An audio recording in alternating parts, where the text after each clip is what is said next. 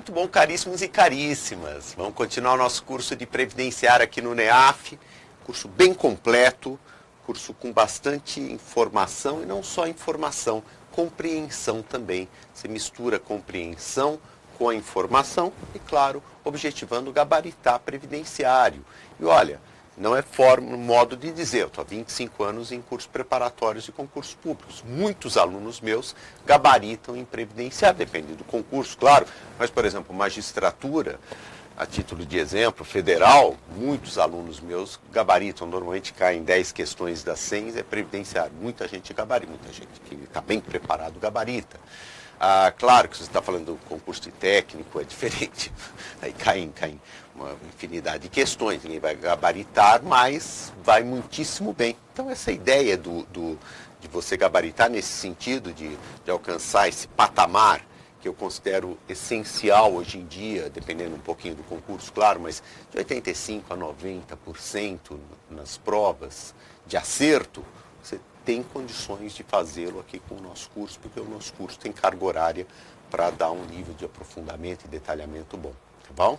Então, uma boa aula agora para você. A gente já viu nas últimas aulas características, o conceito de seguridade social, as características de previdência social, de assistência social, e agora a gente vai ver, num bloco um pouco menor, da saúde. A saúde, ela tem matriz constitucional no artigo 196, então ele inicia com o artigo 196, que é o principal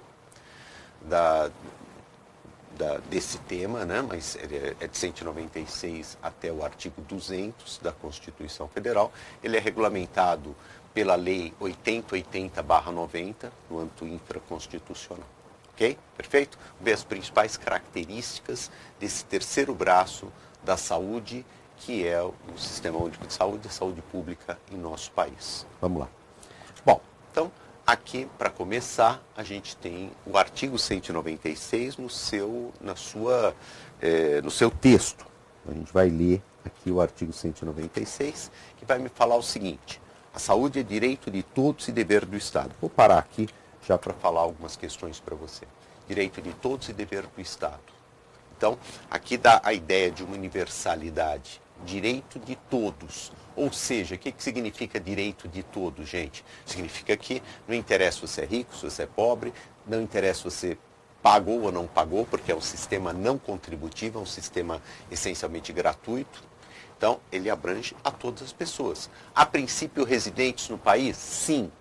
Mas não se nega, a jurisprudência tem entendido que não se pode negar, inclusive ao estrangeiro regularmente, com estadia regular no país, em situações emergenciais, a qualquer tipo de estrangeiro, a qualquer tipo de pessoa, perfeito? Então, a princípio, a universalidade, então, ela é plena. Por isso que aqui nós estamos lendo, no artigo 196, que a saúde é direito de todos e dever do Estado. E alguém poderia falar, Mário, isso não é óbvio? É óbvio se você for mais jovem. Porque se você for da minha faixa etária, até um pouco mais velho, eu peguei menos isso, mas ou seja, se você viveu o sistema de saúde no Brasil antes de 1988, você vai lembrar, ou pelo menos você vai talvez ter vivido na pele uma situação que não era assim. As pessoas, para terem direito ao tratamento de saúde gratuito, saúde pública, você tinha que ser ou vinculado a um sindicato, ou empregado, de alguma forma está contribuindo para a Previdência Social, caso contrário não tinha direito, só emergencial. Então tudo bem, no pronto-socorro você seria atendido. Ah não, mas eu estou aqui com um problema mais sério de saúde que exige não é emergencial, mas exige o tratamento. O que eu faço? Não faz. Você vai viver da caridade. Não é à toa que as Santas Casas chamam-se Santas Casas de Misericórdia. Por quê? Porque elas nasceram e de alguma forma, hoje um pouco diferente, claro, mas de alguma forma até hoje elas tratam essas pessoas que antes, há 30 anos atrás, estavam afastadas do sistema de saúde. Então a ideia do INAMPS, né, que era o sistema antigo, ele era um sistema que não era universal como é hoje. Então a primeira característica é essa que vocês estão vendo aqui no slide. Que é qual característica, gente? É a saúde é direito de todos e dever do Estado. Garantido mediante políticas sociais e econômicas Então, claro, não adianta eu só falar, eu tenho que concretizado mediante políticas sociais e econômicas que visem a redução do risco de doença e de outros agravos e acesso universal e igualitário às ações e serviços para sua promoção, proteção e recuperação. Então aqui você já vê algumas características do sistema de saúde, né? O sistema de saúde no Brasil, ele é um sistema descentralizado, como toda a Seguridade Social, descentralizado. É por isso que a gente fala que ele se concretiza por meio do SUS, que é o Sistema Único de Saúde,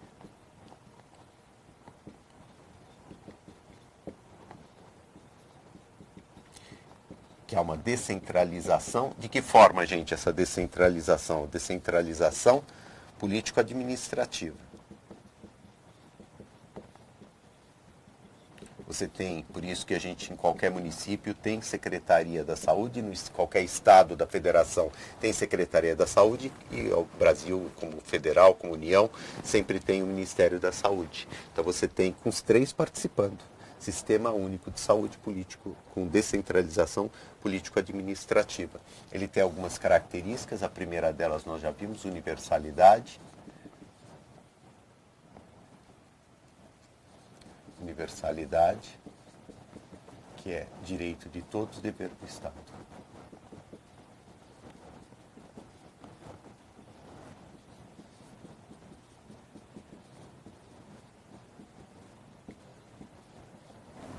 Perfeito? Ele é um sistema gratuito, ou seja, não contributivo. E além disso, ele tem por característico o que mais? Ele é um sistema gratuito, não contributivo, e um sistema igualitário. Não posso tratar diferente as várias pessoas. E tem uma outra característica que é típica do Sistema Único de Saúde, que ele não trabalha só na cura, ele trabalha na prevenção e na cura. Essa ideia de prevenção, ela foi uma luta, pode parecer meio óbvio até, mas ela foi uma luta dos sanitaristas, que eles falavam, não adianta nada, o Brasil só trabalha com cura. Então, ou seja, a pessoa já estava doente, claro, você ia tratar a pessoa, evidentemente, mas esquecia todo o sistema de prevenção. Tanto que você pega hoje a lei que regulamenta o Sistema Único de Saúde, ele fundamenta-se fortemente em quê? Meio ambiente de trabalho, na redução de acidentes do trabalho, na questão de alimentação, uma série de questões que poderia falar, mas isso não tem nada a ver com saúde diretamente, mas tem tudo a ver com prevenção, claro. Saúde mental, uma série de aspectos correlacionados à prevenção. Isso vem também com a Constituição de 88. Vamos continuar. Então, a saúde é direito de todos e dever do Estado, garantido mediante políticas sociais e econômicas que visem a redução do risco de doença e de outros agravos, e ao acesso universal e igualitário às ações e serviços para a sua promoção, proteção e recuperação. Então, sistema universal, não contributivo e igualitário. O Sistema Único de Saúde, que é onde se concretiza a saúde pública no Brasil, ele tem essas três características. Ele é um sistema descentralizado, hierarquizado, né, com participação de todos os entes federativos. Então, sistema descentralizado, hierarquizado e com uma direção única de governo, né? Então isso é muito importante. Deixa eu te explicar aqui o que significa isso. Bom, descentralizado, já falei. Você tem uma autonomia dos entes federativos e uma participação de todos. A gente viu isso agora na pandemia da Covid. O Supremo Tribunal Federal, ele ressaltou isso. Ele falou, olha, existe uma autonomia, por exemplo, para alguns municípios decretarem um isolamento total das pessoas, né? Impossibilitando as pessoas de saírem para as ruas, ou de poucas pessoas saírem para as ruas, e outros não. Então, você vê que isso aconteceu muito, né? Um estado, um município tinha uma política em relação à Covid e outros tinham outra. Embora, de forma geral, o Ministério da Saúde que tratava, mas você tem muita liberdade para os estados e municípios. Vem da onde? da descentralização do Sistema Único de Saúde. Ele, além disso, ele é um sistema hierarquizado, em direção única. Então você não tem vários entes de poder. Você tem o quê? Em cada unidade da federação, apenas uma unidade de poder, uma unidade de direção. Hierarquizado nesse sentido, né? Em que você tem as regras vêm do Ministério da Saúde, vêm da Secretaria da Saúde do Estado, do município. Você não tem isso, mais de um órgão, por exemplo, no mesmo Estado. Tem a Secretaria da Saúde e tem o Butantan aqui em São Paulo. Não, não é assim. Eles têm funções diferentes. Essa é a ideia da hierarquia e de uma direção única em cada ente federativo.